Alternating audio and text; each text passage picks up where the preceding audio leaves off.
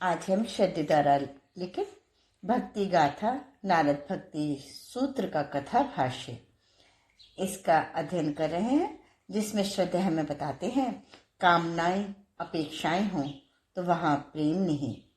भक्ति में भीगा स्वर, भाव में भीगा हृदय, रव में डूबा नीरव, स्पंद में स्पंदित निस्पंद, कुछ ऐसी ही विलक्षणता थी वहां।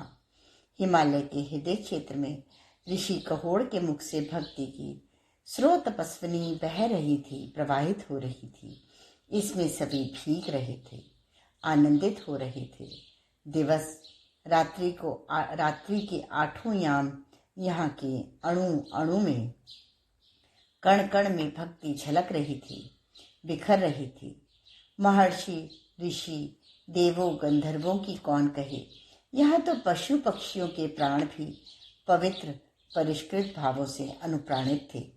भावों की पुलकन थिरकन यहाँ सब ओर चहुं ओर व्याप्त थी। हिमालय की महिमा यूं ही नहीं गाई जाती। हिमालय केवल बर्फ से ढके पाषाण शिखरों का जमघट भर नहीं है, बल्कि यहाँ दैवी चेतना की दीप्ति है, पवित्र आध्यात्मिक ऊर्जा का अक्षय स्रोत है। अब तो यहाँ भक्ति का भाव अमृत भी सतत प्रवाहित हो रहा था, जिसमें सभी के मन प्राण सतत स्नात हो रहे थे। अभी भी संपूर्ण परिसर व परिकर में महर्षि कहोड़ के स्वर संव्याप्त हो रहे थे। अचानक ही इन स्वरों में जाने कहां से एक विशेष प्रकार की दिव्य सुगंध घुलने लगी। इसमें अलौकिक प्रकाश आपूरित होने लगा। इसी के साथ ओंकार के मध्यम नाद के अनुगुंजन इसमें गूंजने लगे। इन क्षणों में सबने अनुभव किया कि उनके अंतःकरण में अनजानी सी पुलक भर रही है।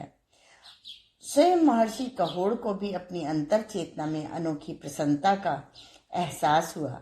उन्होंने एक पल के लिए अपने नेत्र बंद किए, फिर दूसरे ही पल उन्होंने ऋषि वशिष्ठ एवं अन्य सप्त ऋषियों की ओर देखा। उनके मुख को देखकर उन्हें ऐसा लगा कि जैसे कि उन सबको भी वही अनुभूति हो रही थी जो ऋषि कहोड़ को हो रही थी। इस अनोखे अनुभव से भावित होकर महर्षि कहोड़ अपने आसन से उठे और बड़े मंद्र मधुर स्वर में बोले, हे परम भक्त सत्य धृति, आप प्रकट हों। हम सभी आपका स्वागत करते हैं। परम भक्त सत्य धृति के बारे में प्राचीन महर्षियों को तो पता था, परंतु कुछ ने केवल उनका नाम सुना था, परंतु उनके दर्शन कुछ लोगों ने ही किए थे। ऋषि समुदाय में यदा कदा इसकी चर्चा होती थी कि सत्य धृति भगवान नारायण के परम भक्त हैं। अब वे सत्य लोक में रहकर अपने महान तप और विशुद्ध भावों से प्रकृति में सत्व की अभिवृद्धि करते हैं। उनका कहना है कि सूक्ष्म व स्थूल प्रकृति में वास करने वाले जीवों के आचरण व व्यवहार से प्रकृति में रज व तम बड़ा है, जिससे जीवों के जीवन में विकृतियां प्रचुर मात्रा में बढ़ी हैं। इनका शमन केवल तभी संभव है जबकि प्रकृति में सत्वगुण बढ़े। भक्त सत्यधृति अपने निष्काम तप एवं शुद्ध भक्ति से इन दिनों यही कार्य कर रहे थे। उनके इस मौन कार्य को सभी की मुखर सराहना व संस्तुति प्राप्त थी। ऋषि वशिष्ठ एवं विश्वामित्र का तो कहना था कि भक्त सत्य धृति का कार्य सर्वथा युगांतरकारी है, क्योंकि यही वह विधि है जिससे जीवों की प्रकृति बदली जा सकती है। ऐसे परम भक्त का आगमन सभी को बहुत सुखकारी लगा। सभी ने उनकी अभ्यर्थना की, उन्हें आसन दिया। आसन पर बैठते ही उन्होंने सभी का अभिवादन एवं अभिनंदन करते हुए ऋषि कहोड़ एवं देव ऋषि नारद की ओर देखा और बड़ी विनम्रता से कहा, आप सबकी विशेष तौर पर आप दोनों की उपस्थिति हमें यहाँ खींच लाई है। देव ऋषि जब अपने भक्ति सूत्र उच्चारित करते हैं तो उनकी पराध्वनि की अनुकूंज सत्यलोक तक पहुंचती है। भक्त सत्यधृति की विनम्रता ने सभी के हृदय को सुखद अनुभूति दी। इसी के साथ उन सबके नेत्र देव ऋषि नारद के मुख पर जा टिके। सबको अब प्रतीक्षा थी नवीन भक्ति सूत्र की। देव ऋषि को भी सबके मन की त्वरा, तीव्रता व प्रतीक्षा का एहसास था। उन्होंने नारायण नाम के स्मरण के साथ उच्चारित किया, गुण रहितम कामना रहितम प्रतीक्षण वर्धमानम अविच्छिन्नम सूक्ष्मतरम अनुभव रूपम। यह प्रेम गुण रहित है, कामना रहित है, प्रतीक्षण बढ़ता रहता है, विच्छेद रहित है, सूक्ष्म से भी सूक्ष्मतर है और अनुभव रूप है। देव ऋषि के इस नवीन सूत्र ने सभी के अंतर्मन को नवीन प्रकाश व प्रफुल्लता दी। ऋषि कहोड़ प्रसन्न हुए। उन्होंने सत्यधिति की ओर देखते हुए कहा, महात्मन, आप इस नवीन सूत्र पर कुछ कहें। महर्षि कहोड़ की यह बात सभी को भाई। सबने उनका हृदय से समर्थन किया। स्वयं देव ऋषि नारद के मन में भी यही भाव था कि भगवान नारायण के अनन्य भक्त सत्यधृति इस पर कुछ कहें।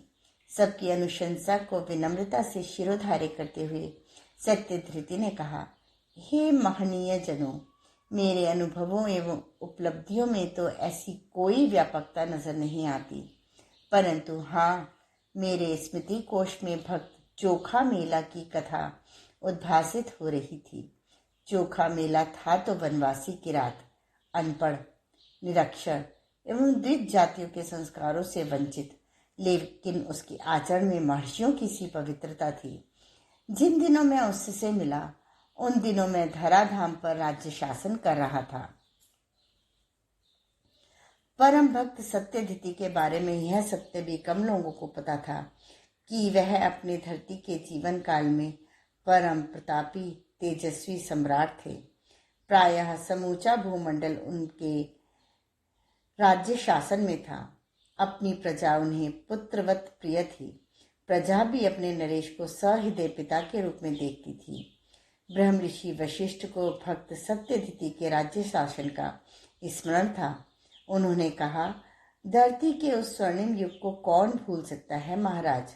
ऋषि वशिष्ठ की बात को सुनकर विनय भरे स्वरों में सत्यधिति ने कहा, भगवान, मेरे कर्तव्य में भला ऐसा कुछ कहा। मैं तो भगवान के अनुरागी भक्त चोखा मेला की बात कर रहा हूँ।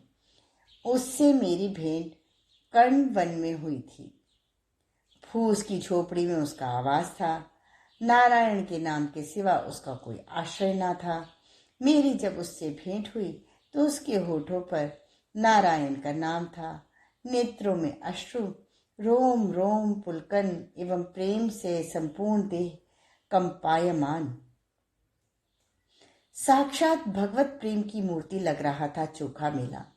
मैंने उससे जानना चाहा कि ऐसी अलौकिक भक्ति कहाँ से प्राप्त हुई, तो उसने कहा, प्रभु नाम के स्मरण से। जब उससे मैंने जानना चाहा कि आखिर वह चाहता क्या है भगवान से, तो उत्तर में उसके आंसू छलक आए और बोला, अरे, मैं तो स्वयं को प्रभु समर्पित करना चाहता हूँ। उसने भीगे भावों, भीगे स्वरों में कहा, प्रेम तो गुण रहित है, उसमें कामना का कोई स्थान नहीं, क्योंकि कामना तो पूरी होते ही समाप्त हो जाती है, परंतु प्रेम तो प्रतिक्षण बढ़ता है। इसमें कभी भी विघटन संभव नहीं है, क्योंकि विघटन तो वहां होता है जहाँ अपेक्षाएं होती हैं। अपेक्षा रहित प्रेम, समर्पित भक्त एवं प्रेम पूर्ण भगवान तो जब मिलते हैं तो उनमें प्रेम प्रतिक्षण बढ़ता है। यह अनुभव अति व्यापक होने के कारण अति सूक्ष्म भी है। इसे कहा सुना नहीं जा सकता, बस अनुभव किया जा सकता है। इसीलिए प्रेम अनुभव रूप है। इतना कहकर भक्त सत्यधृति ने गहरी सांस लेते हुए कहा, उस अनपढ़ भक्त चोखा मेला ने मुझे पहली बार भक्ति का तत्व ज्ञान दिया। उस प्रेमी अनुरागी भक्त में और भी ऐसा बहुत कुछ था जो कहने सुनने के योग्य था।